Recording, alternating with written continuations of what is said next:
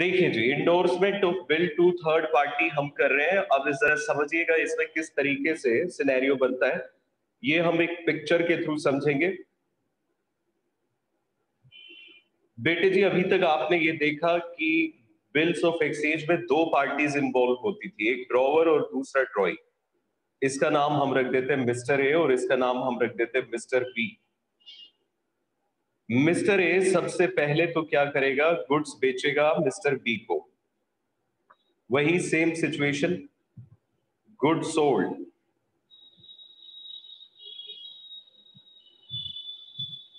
₹4,50,000, 50,000 के गुड्स बेच दिए। उसके बाद ए और बी आपस में एक बिल ऑफ एक्सचेंज बनाएंगे जिसपे एक्सेप्टेंस कौन देगा, बी देगा जी। बिल ऑफ एक्सचेंज बन गया। ये हो गई दूसरी ट्रांजैक्शन। अब देखिए जरा, अब पिक्चर में एक तीसरा कैरेक्टर आएगा। ये तीसरे कैरेक्टर का नाम है मिस्टर सी। बेटे जी, ये जो बिल ऑफ एक्सचेंज बना ये है ₹50,000 का। और ये किसके पास है? ए के पास ये बिल ऑफ एक्सचेंज है।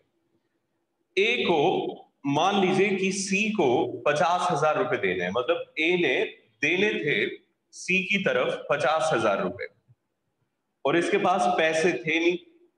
तो क्योंकि ये एक नेगोशिएबल इंस्ट्रूमेंट है जिसे हम पैसे की तरह यूज कर सकते हैं, तो ए भाई साहब क्या करेंगे, वो ऐसा भी कर सकते हैं कि बिल ऑफ एक्सचेंज सी को दे दे और अपना कर्जा सी से छुड़ा ले।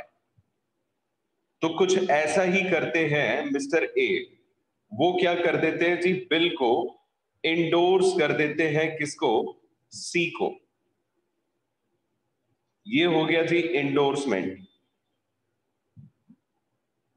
इंडोर्समेंट का मतलब होता है हिंदी में हस्तांतरण, एक हाथ से दूसरे हाथ में देना, दैट इज इंडोर्समेंट।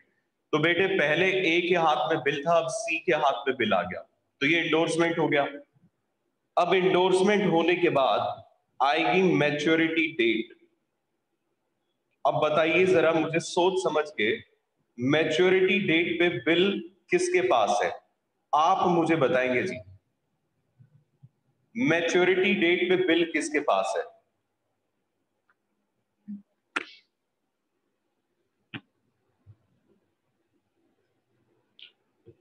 बिल्कुल बिल्कुल करेक्ट, बिल है सी के पास। तो मैच्योरिटी डेट पे सी बिल लेकर पहुंचेगा किसके पास, बी के पास।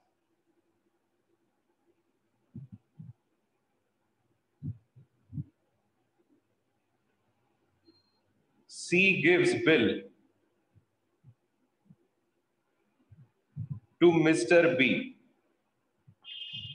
सी ने बिल दे दिया है जी किसको, मिस्टर बी को। In return he gets money, और बदले में उससे क्या ले लिया है जी, पैसा। बात समझ में आई? अब बिल किसके पास आ गया, बी के पास। बस बी अब उस बिल को अपना रखेगा या फाड़ कर फेंक देगा, जो उसका मन करे वो करेगा। ये सारी ट्रांजैक्शन होती है इंडोर्समेंट में। और इन ट्रांजैक्शंस के बीच में हमें क्या करना है जी, जर्नल एंट्री। तो पहले समझिए कितनी ट्रांजैक्शन हुई। सबसे पहले तो गुड्स बेचा गया, फिर उसके बाद बिल ऑफ एक्सचेंज बनाया गया, फिर उसके बाद तीसरी ट्रांजैक्शन इंडोर्समेंट की हुई, फिर उसके बाद चौथी ट्रांजैक्शन हुई है कि सी ने बिल दे दिया और पैसा ले लिया। कुल मिला के 4 ट्रांजैक्शन हुई। तो अब जरा समझिए ट्रांजैक्शन होंगी कैसे, जर्नल एंट्री। बेटे ए और बी, अब पहले तो एक बात समझिए, हमें अब 2 लोगों की बुक्स में नहीं 3 लोगों की बुक्स में एंट्री बनानी है। सबसे पहली बात तो ये, ए बी और सी। पहली ट्रांजैक्शन में ए और बी इन्वॉल्व है। ए ने गुड्स बेचे, बी ने खरीदे, तो इन दोनों की बुक्स में एंट्री होगी। सी का इसमें कोई रोल नहीं है पहली ट्रांजैक्शन। फिर दूसरी ट्रांजैक्शन में बिल ए और बी के बीच में बना, तो ये भी ए की बुक्स में होगी और बी की बुक्स में। सी की बुक्स में ये वाली ट्रांजैक्शन भी रिकॉर्ड नहीं होगी। तीसरी ट्रांजैक्शन में ए ने सी को इंडोर्स कर दिया, तो इस बार ट्रांजैक्शन में इन्वॉल्व हुए ए और सी, तो ये बी की बुक्स में एंट्री नहीं होगी। समझे इस बात को? और फिर उसके बाद मैच्योरिटी डेट पे सी बिल लेकर जाता है बी के पास और पैसा ले लेता है, तो मतलब बी और सी इन्वॉल्व है। अब ये वाली ट्रांजैक्शन ए की बुक्स में नहीं होगी। सर क्या कह रहे हो, कौन सी कहां होगी कौन सी कहां नहीं होगी, हमें कुछ पल्ले नहीं पड़ रहा। बेटे बस ये समझ लो 4 ट्रांजैक्शन है। आइए अब इसकी जर्नल एंट्री करते हैं, और अब अपने पेज को 2 हिस्सों में डिवाइड ना करके 3 हिस्सों में डिवाइड करिएगा, इस तरीके से कि आप 4 जर्नल एंट्रीज बना सके।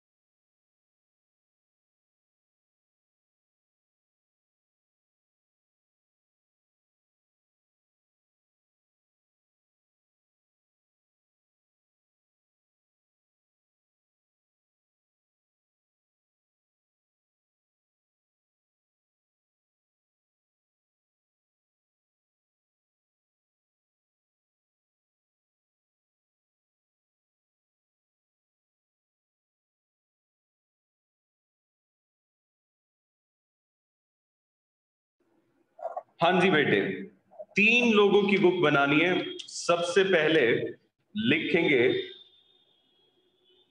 ये किसकी बुक्स है जी? मिस्टर ए की बुक्स ऑफ मिस्टर ए। और मिस्टर ए है ड्रॉवर जिन्होंने बिल बनाया। फिर हम बनाएंगे बुक्स ऑफ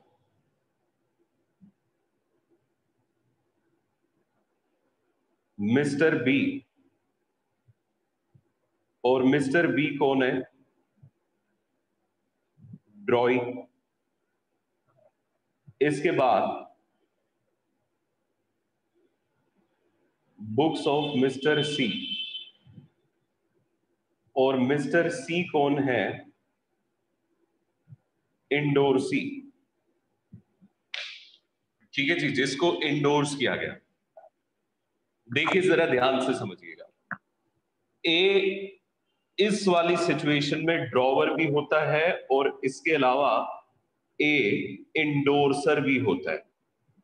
ड्रॉवर इस वजह से क्योंकि ये बिल बना रहा है, इंडोर्सर इस वजह से क्योंकि ये वाले बिल को ये हस्तांतरण इंडोर्स कर रहा है सी को, और मिस्टर सी इसमें इंडोर्सी होते हैं। ठीक है बेटे जी, सबसे पहली ट्रांजैक्शन लिखिए जरा। पहली ट्रांजैक्शन क्या हुई है? Goods sold by A to B ₹450,000। A ने बी को गुड्स बेच दिए 50,000 रुपए के। तो बेटे ए अपनी बुक्स में क्या एंट्री करेगा?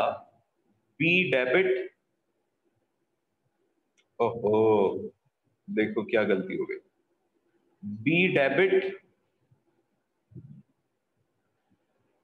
To sales account. और अमाउंट कितना आएगा जी इसमें? 50,000। इसके बाद बी अपनी बुक्स में क्या एंट्री करेगा, इसके पास गुड्स आएंगे तो ये एंट्री बनाएगा परचेज अकाउंट डेबिट टू ए, और अमाउंट आएगा जी कितना, 50,000।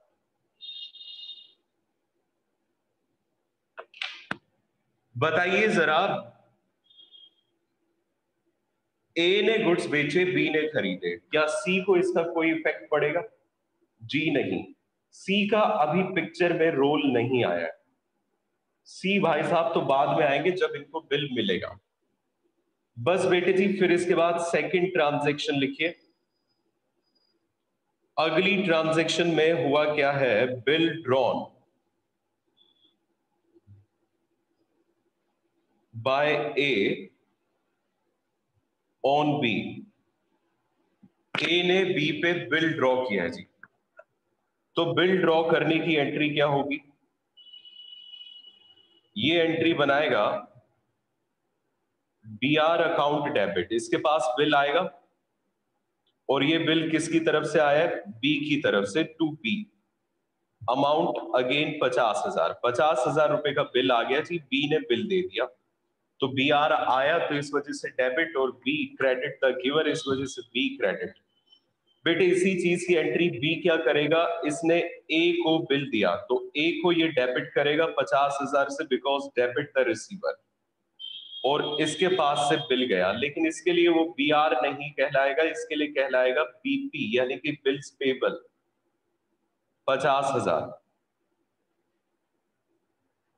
सी बताइए इस चीज की क्या एंट्री करें, सी को अभी तक कोई फर्क नहीं पड़ा, अभी तक सारी ट्रांजैक्शन सिर्फ ए और बी के बीच में हो रही है, तो सी बेकार में एंट्री नहीं करेगा।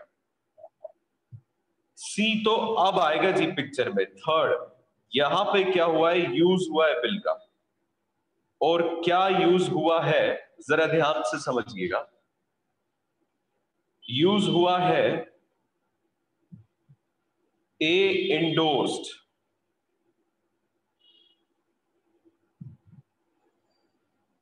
बिल टूवर्ड सी। ए ने अपना बिल सी को इंडोर्स कर दिया, तो बेटे देखो ए के पास से तो बिल चला गया, तो ए अब एंट्री क्या बनाएगा, सी डेबिट, और इसके पास से बिल गया तो बी आर क्रेडिट। भाई देखो सी के पास बिल जा रहा है तो सी डेबिट इस वजह से हुआ बिकॉज डेबिट द रिसीवर, और बिल क्रेडिट इस वजह से हुआ क्योंकि क्रेडिट वर्ड गोज आउट, इसके पास से बिल गया 50,000 रुपए। बेटे ए सी को बिल दे रहा है तो सी के पास बिल आएगा, सी इस चीज के लिए एंट्री क्या करेगा, इसके लिए वो बी आर ही कहलाएगा, क्योंकि सी को भी उस बिल के बदले में पैसा मिलना है। जिसको भी पैसा मिलना है वो इसे अपनी बुक्स में बी आर ही लिखेगा, समझ गए? और ये किसने दिया इसको, ए ने, तो B R account debit to A. B R debit क्यों हुआ, क्योंकि इसके पास बिल आया और ये बिल ए ने दिया तो इसने गिवर को क्रेडिट करा। अब ए ने सी को बिल दिया, हमने इन दोनों की बुक्स में एंट्री कर दी। ए और सी आपस में कोई भी ट्रांजैक्शन करे, क्या उससे बी को कोई फर्क पड़ता है? जवाब है नहीं। Next, fourth, maturity date.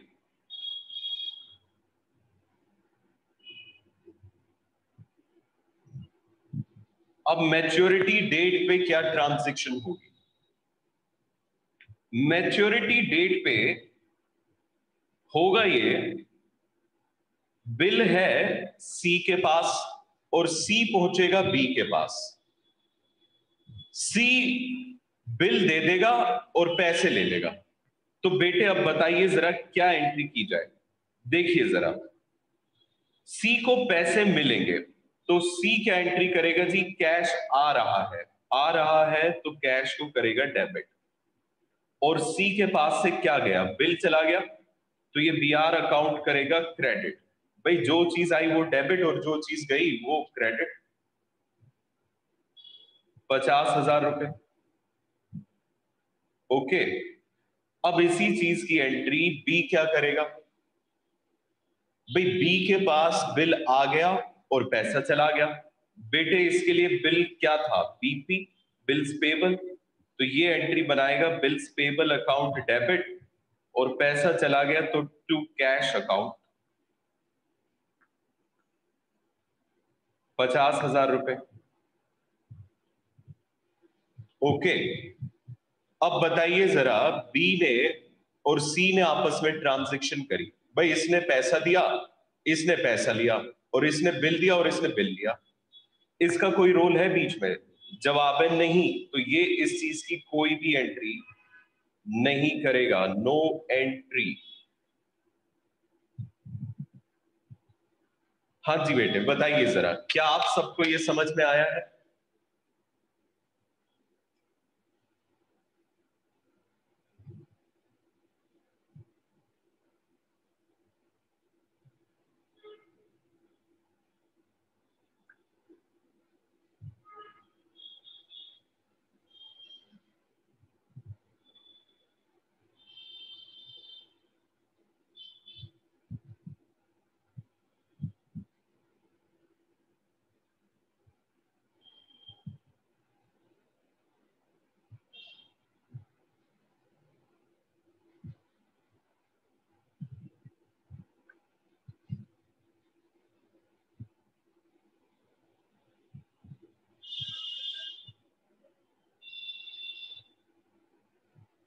Okay, very very good. सभी बच्चे बोल रहे हैं कि सर हमें समझ में आ गया। एक्सीलेंट बेटे। चलिए अब इसके साथ साथ हम ये भी कर लेते हैं कि अगर बिल को कलेक्शन के लिए भेजा जाए तो क्या होगा। देखो बेटे, बात जरा ध्यान से समझना। अब अगला जो मैं बताने वाला हूं कलेक्शन वाला, उसमें भी कुछ कहानी ऐसे होगी कि ए बी को गुड्स बेचेगा, फिर बिल ड्रॉ किया जाएगा, फिर उसके बाद क्या होगा, यूज जो होगा वो इंडोर्समेंट की जगह कलेक्शन हो जाएगा। बस ये फर्क आएगा। तो कहने का मतलब पहली दो एंट्रीज सेम रहेंगी, और तीसरी एंट्री बदलेगी और चौथी एंट्री बदलेगी। बस थोड़ा सा ये फर्क रहेगा, बाकी सब कुछ सेम रहेगा। चलिए अब देखते हैं।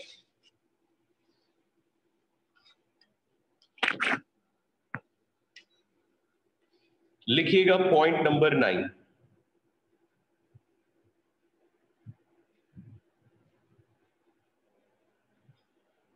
Bill Saint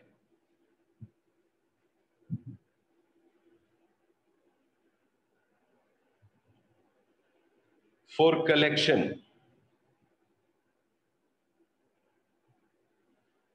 to bank.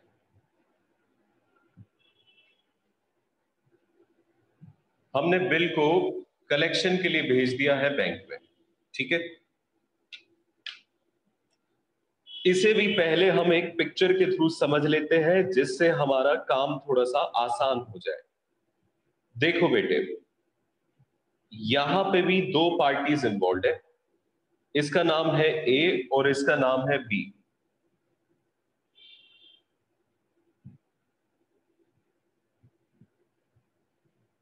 ए ने बी को गुड्स बेच दिए, गुड्स सोल्ड, और अमाउंट ले लेते हैं जी 20,000 रुपए। 20,000 रुपए में गुड्स बेच दिए, ठीक है।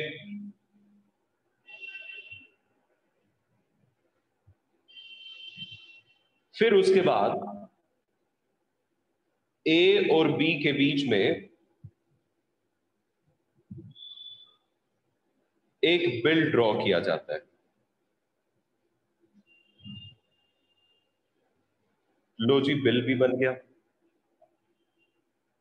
बेटे ये वही ट्रांजैक्शन है जो अब तक आप करते आए। ये पहली ट्रांजैक्शन है, ये दूसरी ट्रांजैक्शन है। फिर इसके बाद क्या होता है, तीसरी जो ट्रांजैक्शन होती है वो होती है यूज, बिल के इस्तेमाल को लेके। अब यूज में एक तीसरा करेक्टर आ जाएगा जी कहानी में, जो कि है बैंक।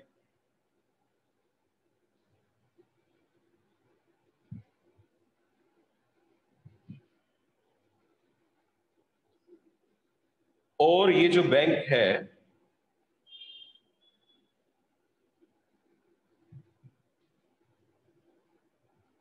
ये किसका बैंक है जी? ए का बैंक। जब मैं कहता हूं ए का बैंक तो इसका मतलब ये कि यहां पे ए का अकाउंट है।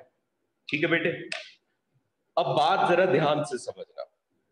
ए बिल लेके पहुंचता है अपने बैंक में और बैंक मैनेजर से कहता है कि मैनेजर साहब, ये जो बिल है मेरा 20,000 रुपए का, जो मुझे बी से मिलना है, ये मुझे आज से 3 महीने के बाद मिलेगा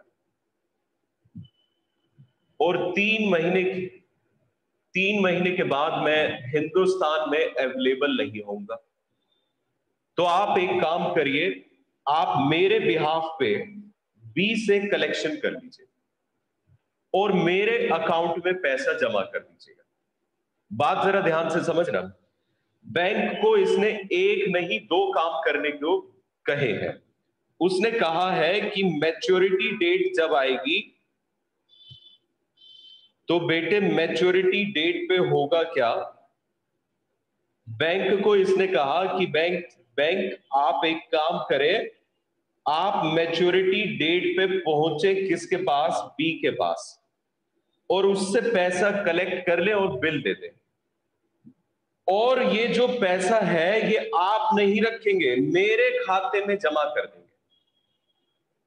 बात समझ में आ रही है? तो बैंक का यहां पे बेटे कोई डिस्काउंट नहीं कराया जा रहा बैंक से, जैसे कि दूसरे यूज में कराया गया था। यहां पे बैंक को हम बस एक कलेक्शन के लिए यूज कर रहे हैं। तो बेटे अब क्या होता है, बिल बैंक दे देता है, bank gives bill to B. Bank bill दे देता है जी बी को, और इसके साथ साथ वो पैसा रिसीव करता है, रिसीव्स मनी, और वो पैसे को खुद नहीं रखेगा, डिपॉजिट कर देगा into A's account, A's bank account. समझ लीजिए, ये होती है जी सिचुएशन।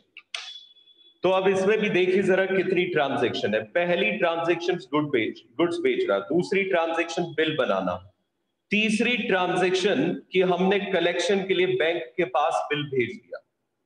तीसरी ट्रांजैक्शन का नाम मैं क्या रख देता हूं? Bill sent for collection.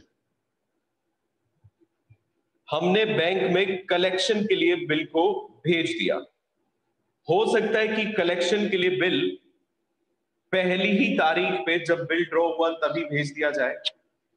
हो सकता है कि बिल पहली तारीख पे नहीं, मैच्योरिटी डेट पे भेजा जाए। It can be anything. और बेटे मैच्योरिटी डेट पे क्या होगा? बिल दे दिया जाएगा बी को और उसके बदले में पैसा ले लिया जाएगा। समझ में आई बात?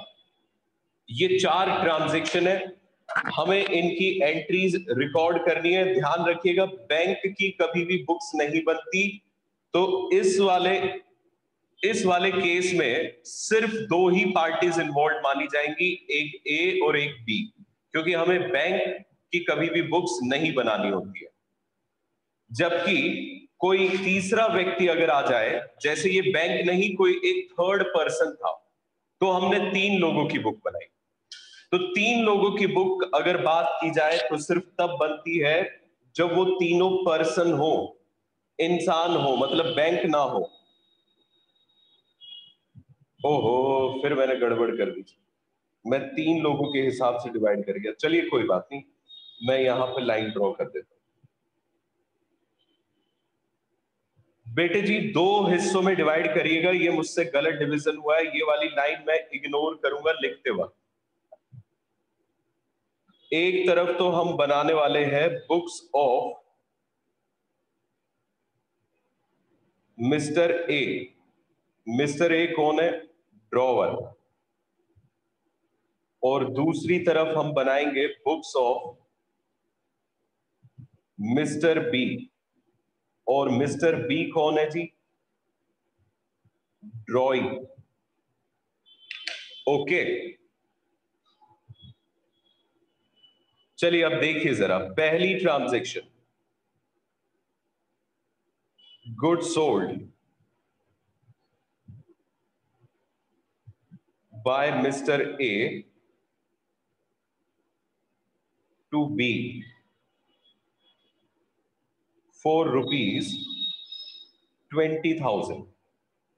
मिस्टर ए ने मिस्टर बी को 20,000 रुपए में गुड्स बेचे। तो ए अपनी बुक्स में एंट्री क्या करेगा? B debit to sales account 20,000 रुपए,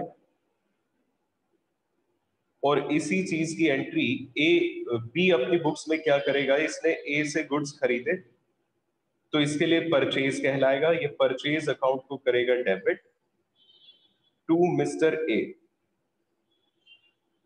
20,000 रुपए।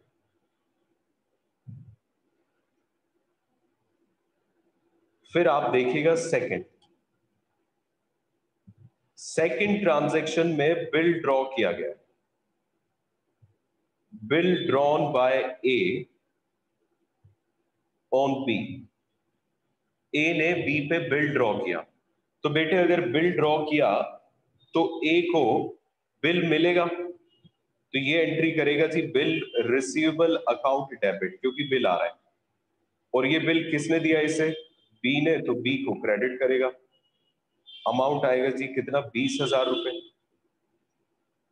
इसी चीज की एंट्री बी अपनी बुक्स में क्या करेगा? इसने ए को बिल दिया तो ए डेबिट, और बिल गया तो बिल्स पेबल अकाउंट हो जाएगा जी credit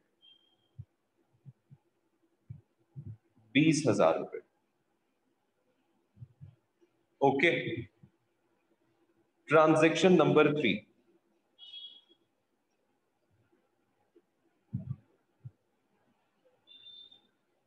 bill sent for collection. अब बेटे बिल का यूज किया गया है, आप जरा ध्यान से समझिएगा।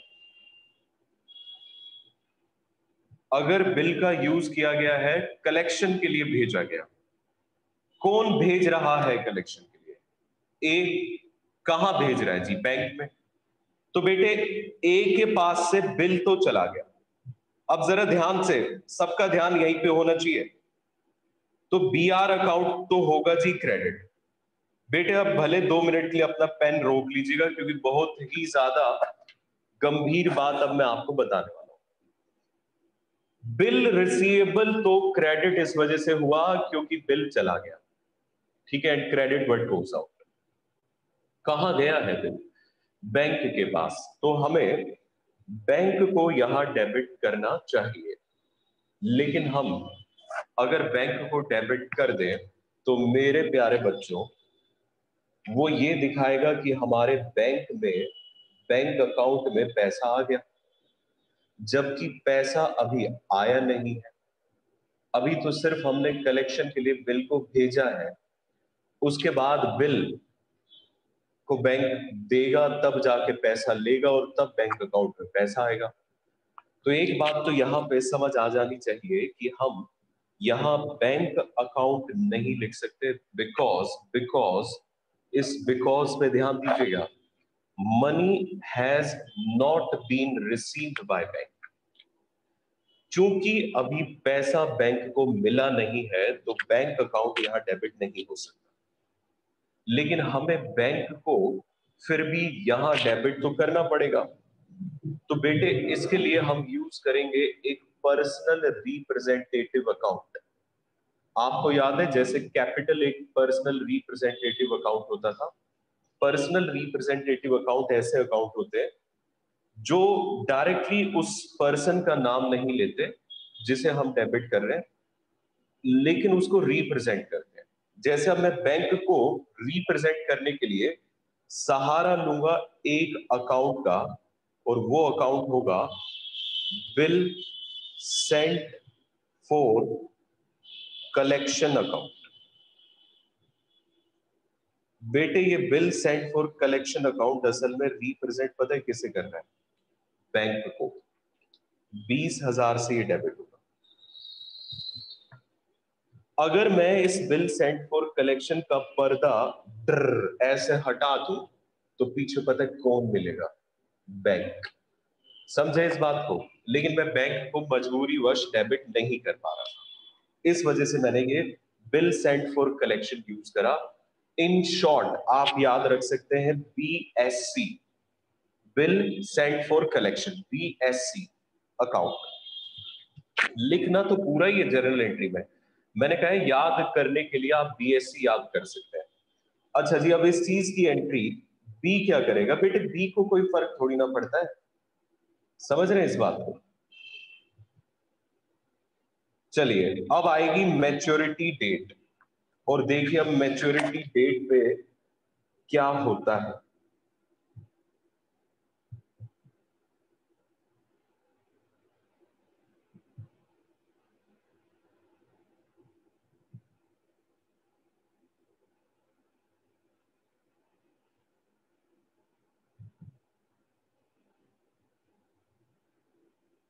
ये आ गई जी मैच्योरिटी डेट।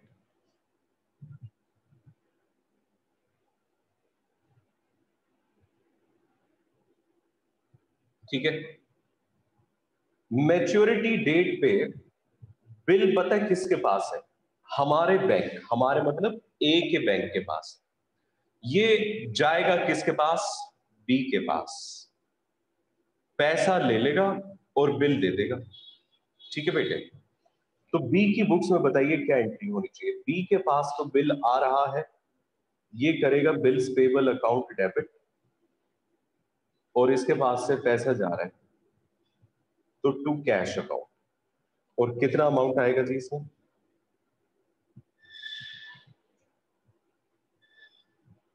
20,000, 20,000 रुपए। बिल आ गया, पैसा चला गया। इस चीज की एंट्री ए क्या करेगा? पहले तो सोचते हैं क्या ए को कोई फर्क पड़ता है? अरे बिल्कुल पड़ता है, क्योंकि बैंक पता है क्या करेगा? बिल देके किसके अकाउंट में पैसा जमा करेगा? बोलो, किसके अकाउंट में पैसा जमा करेगा जी? ए के अकाउंट में। तो बेटे ए का बैंक अकाउंट यहां पे डेबिट होगा ही होगा, बैंक अकाउंट डेबिट। ठीक है जी। अब आप मुझसे कहेंगे क्रेडिट पता है क्या होना चाहिए? बिल। लेकिन बेटे बिल ए के पास से नहीं जा रहा है, बिल तो बैंक के पास से जा रहा है, और ये बैंक की बुक्स नहीं है। ए तो पता है अब क्या क्रेडिट करेगा? भाई ए ने बिल सेंट फॉर कलेक्शन को डेबिट किया था। क्यों डेबिट किया था? उसने ये इसलिए डेबिट करा जी, मैंने बिल सेंट फॉर कलेक्शन यानी बैंक को बिल दे दिया, और जिस दिन मुझे बैंक पैसा देगा तो मैं बिल सेंट फॉर कलेक्शन को क्रेडिट कर दूंगा। कहने का मतलब मैं बैंक को क्रेडिट कर दूंगा। अब बेटे यहां पे क्रेडिट होगा bill sent for collection account. जरा ध्यान से समझिएगा, bill sent for collection credit क्यों हो रहा है बेटे? हमने ये अकाउंट इस वजह से खोला था क्योंकि हमें बैंक को रिप्रेजेंट करना था। मैंने बैंक को बिल दे दिया, तो बैंक को मैंने क्या कर दिया? डेबिट। अब बैंक ने मुझे पैसा दे दिया, तो बेटे अब क्रेडिट द गिवर भी तो करोगे, बैंक को क्रेडिट। लेकिन सर बैंक तो डेबिट भी हो रहा है। बेटे बिल्कुल सही पकड़ रहे हैं आप इस बात को, बैंक डेबिट भी हो रहा है, बैंक क्रेडिट भी हो रहा है, लेकिन यहां पे हमारा खाता डेबिट हो रहा है और यहां पे वो बैंक का ब्रांच क्रेडिट हो रहा है। तो इन दो बातों में बड़ा फर्क है। हमारे खाते में पैसे आ गए और ये उस ब्रांच मैनेजर ने पैसे जमा करे, तो ये एंट्री बनती है। क्या आपको ये सब समझ में आया? जल्दी से आंसर कीजिए।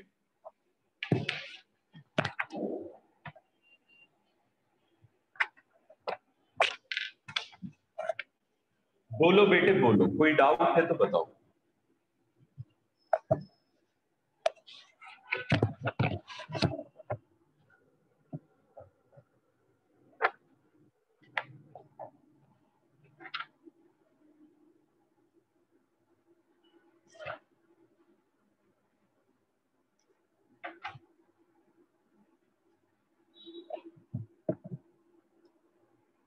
ओके जी, कोई भी डाउट नहीं है, तो जल्दी से अब होमवर्क लिखिएगा।